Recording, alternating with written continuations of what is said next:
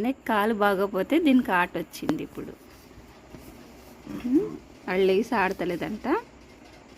రవికి గాడిని ఎవరో కొట్టారండి కాలు మీద, పాపం కొట్టారో మరి దానికి దెబ్బ తగిలిందో తెలీదు, కుంటుతుంది. ఈ చిన్నదానికేమో ఆట వచ్చింది, ఎలా మొరుగుతుందో చూడండి.